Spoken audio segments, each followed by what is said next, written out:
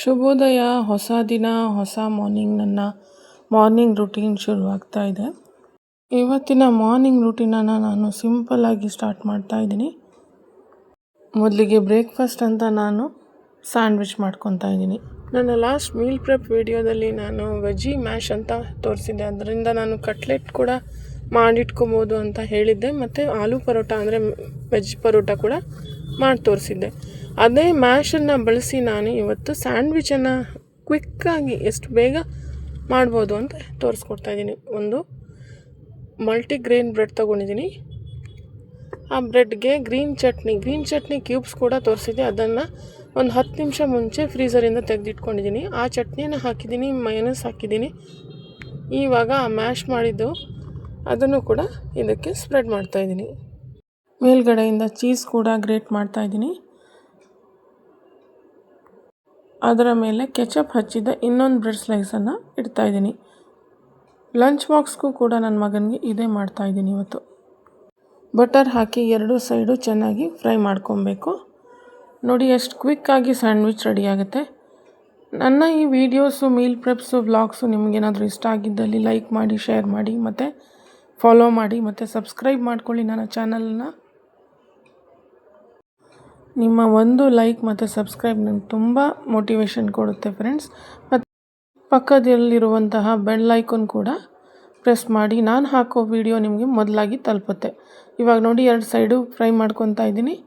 ಚೆನ್ನಾಗಿ ಫ್ರೈ ಮಾಡ್ಕೊಬೇಕು. ನೀವು ಬೇಕಿದ್ರೆ ಸ್ಯಾಂಡ್ವಿಚ್ ಮೇಕರಲ್ಲೂ ಕೂಡ ಹಾಕಿ ಇದನ್ನು ಫ್ರೈ ಮಾಡ್ಕೊಬೋದು. ಸೂಪರ್ ಡಿಲಿಷಿಯಸ್ ಮಕ್ಕಳ ಫೇವ್ರೆಟ್ ಸ್ಯಾಂಡ್ವಿಚ್ ರೆಡಿಯಾಗಿದೆ.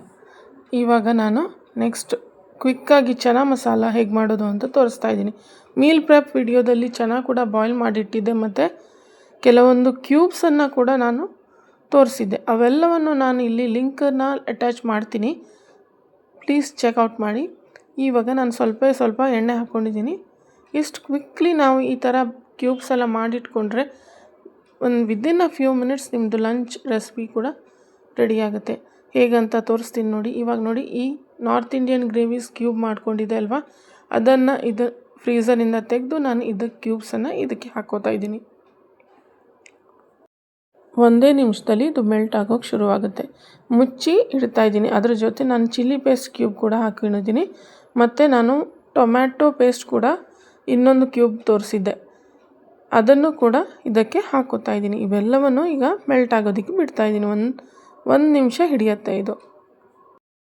ನನ್ನ ಮೀಲ್ ಪ್ರೆಪ್ ವಿಡಿಯೋ ನ್ಯೂ ಮಾಮ್ಸ್ಗಾಗಲಿ, ವರ್ಕಿಂಗ್ ವುಮೆನ್ಸ್ಗಾಗಲಿ ತುಂಬ ಹೆಲ್ಪ್ ಆಗುತ್ತೆ ಅಂತ ನನ್ನ ಭಾವನೆ. ಖಂಡಿತ ಆ ವಿಡಿಯೋನು ಕೂಡ ಚೆಕ್ಔಟ್ ಮಾಡಿ. ಇವಾಗ ನೋಡಿ ಮೆಲ್ಟ್ ಆಗೋಕ್ಕೆ ಶುರುವಾಗ್ತಾ ಇದೆ. ಮೆಲ್ಟ್ ಆಗುತ್ತೆ, ಇದು ಈ ಥರ ಮೆಲ್ಟ್ ಆಗೋಕ್ಕೆ ಶುರುವಾಗಿದೆ ನೋಡಿ. ವಿದಿನ್ ಅ ಫ್ಯೂ ಸೆಕೆಂಡ್ಸ್ ಈ ಥರ ಸ್ಟಾರ್ಟ್ ಆಗುತ್ತೆ ನೋಡಿ. ಈ ಥರ ಆಗಿಬಿಟ್ಟಿದೆ. ಇವಾಗ ನಮ್ಮ ಗ್ರೇವಿ ರೆಡಿ ಆಯಿತು. ನಾನಿಲ್ಲಿ 2 ಕ್ಯೂಬ್ಸ್ ಹಾಕ್ಕೊಂಡಿದ್ದೀನಿ. ನಿಮಗೆ ಎಷ್ಟು ಕ್ವಾಂಟಿಟಿ ಬೇಕೋ ಅಷ್ಟು ಕ್ವಾಂಟಿಟಿ ಮೇಲೆ ಆ ಕ್ಯೂಬ್ಸನ್ನು ಹಾಕ್ಕೊಬೋದು. Home made gravy masala cubes. ಇವಾಗ ಇದಕ್ಕೆ ಮಸಾಲೆಗಳನ್ನು ಹಾಕ್ಕೋಬೇಕು. ತುಂಬ ಮಸಾಲೆಗಳನ್ನು ತೆಗೆಯೋ ಬದಲು ನಾವು ಮಿಕ್ಸ್ ಮಸಾಲ ಮಾಡ್ಕೊಂಡಿಟ್ಟಿದ್ವಿ. ಈ ಮೀಲ್ ಪ್ರೆಪ್ ವಿಡಿಯೋದಲ್ಲಿ ಅದನ್ನು ಕೂಡ ತೋರಿಸಿದ್ದೀನಿ. ಅದನ್ನು ನಾನು 1 ರಿಂದ 1.5 ಸ್ಪೂನನ್ನು ಹಾಕ್ಕೋತಾ ಇದ್ದೀನಿ ಅಷ್ಟೇ. ಬಾಯ್ಲ್ಡ್ ಚನಾ ಕೂಡ ಹಾಕಿ ಮಿಕ್ಸ್ ಮಾಡಿ ಚೆನ್ನಾಗಿ. ರುಚಿಗೆ ತಕ್ಕಷ್ಟು ಉಪ್ಪನ್ನು ಹಾಕ್ಕೊಳ್ಳಿ. ಕನ್ಸಿಸ್ಟೆನ್ಸಿ ಎಷ್ಟು ಬೇಕೋ ಅಷ್ಟು ನೀರನ್ನು ಕೂಡ ಹಾಕ್ಕೊಳ್ಳಿ. ಉಪ್ಪು ಹಾಕಿದ ಮೇಲೆ ನೀರು ಹಾಕಿ ಅಡ್ಜಸ್ಟ್ ಮಾಡ್ಕೊಳ್ಳಿ. ಇವಾಗ ನೋಡಿ ಎಷ್ಟು ಚೆನ್ನಾಗಿ ನಮ್ಮದು ಚನಾ ಮಸಾಲ ಛೋಲೆ ರೆಡಿಯಾಗಿದೆ. Within a few minutes. ಎಷ್ಟು ಕ್ವಿಕ್ಲಿ ಆಗಿ ಮಾಡಿದ್ವಿ ಅಲ್ವಾ. ಮೇಲಿನಿಂದ ನಾನು ಕೊತ್ತಂಬರಿ ಸೊಪ್ಪನ್ನು ಹಾಕ್ತಾಯಿದ್ದೀನಿ. ನೋಡಿ ಎಷ್ಟು ಒಂದು 5 ನಿಮಿಷದಲ್ಲಿ ನಮ್ಮದು ಒಂದು ಕರಿ ರೆಡಿ ಆಗೋಯಿತು. ನೀವು ಕೂಡ ನಾನು ತೋರಿಸಿರುವಂತಹ ಮೀಲ್ ಪ್ಲ್ಯಾನನ್ನು ಖಂಡಿತ ಟ್ರೈ ಮಾಡಿ, ಮತ್ತು ಕಮೆಂಟ್ಸ್ ಮೂಲಕ ನನಗೆ ತಿಳಿಸಿ ಫ್ರೆಂಡ್ಸ್. ಇವಾಗ ನೆಕ್ಸ್ಟ್ ರೆಸಿಪಿ ನಾನು ಬೀಟ್ರೂಟ್ ಪಲ್ಯ ಮಾಡ್ತಾಯಿದ್ದೀನಿ. ಸಿಂಪಲ್ ಆದ ಬೀಟ್ರೂಟ್ ಪಲ್ಯ ಇದು. ಕೊಬ್ಬರಿ ಎಣ್ಣೆಯಲ್ಲಿ ಸಾಸಿವೆ ಹಾಕ್ಕೊಂಡಿದ್ದೀನಿ. ಸಾಸಿವೆ, ಉದ್ದಿನಬೇಳೆ ಹಾಕ್ಕೊಂಡು ಹಸಿಮೆಣ್ಸಿನ್ಕಾಯಿ ಹಾಕ್ಕೋತಾ ಇದ್ದೀನಿ. ಅದ್ರ ಜೊತೆ ಕರಿಬೇವನ್ನು ಕೂಡ ಹಾಕ್ಕೋತಾ ಇದ್ದೀನಿ. ಇವೆಲ್ಲವನ್ನು ಫ್ರೈ ಮಾಡಿದ ಮೇಲೆ ನಾನು ಒಂದು ಸಣ್ಣದಾಗಿ ಹೆಚ್ಚಿರುವಂತಹ ಈರುಳ್ಳಿಯನ್ನು ಹಾಕ್ಕೋತಾ ಇದ್ದೀನಿ. ಈರುಳ್ಳಿ ಫ್ರೈ ಆದಮೇಲೆ ನಾನು ಬೀಟ್ರೂಟ್ ಸ್ಟೀಮ್ ಮಾಡಿಟ್ಕೊಂಡಿರೋದನ್ನು ಹಾಕ್ತಾಯಿದ್ದೀನಿ. ರುಚಿಗೆ ತಕ್ಕಷ್ಟು ಉಪ್ಪನ್ನು ನಾನು ಸ್ಟೀಮ್ ಮಾಡೋವಾಗಲೇ ಬೀಟ್ರೂಟ್ಗೆ ಹಾಕ್ಕೊಂಡಿದ್ದೆ. ಇಲ್ಲಾಂದರೆ ನೀವು ಇವಾಗ ರುಚಿಗೆ ತಕ್ಕಷ್ಟು ಉಪ್ಪನ್ನು ಹಾಕ್ಕೋಬೇಕು. ಕಾಯಿ ತುರಿಯನ್ನು ಹಾಕ್ಕೋತಾ ಇದ್ದೀನಿ. ಕಾಯಿ ತುರಿಯನ್ನು ಹಾಕಿ ಚೆನ್ನಾಗಿ ಮಿಕ್ಸ್ ಮಾಡಿದರೆ ನಮ್ಮದು ಈಸಿ ಟು ಗೋ ಬೀಟ್ರೂಟ್ ಪಲ್ಯ ಕೂಡ ರೆಡಿಯಾಗಿದೆ. ನೋಡಿ ಎಷ್ಟು ಚೆನ್ನಾಗಿ ಬಂದಿದೆ.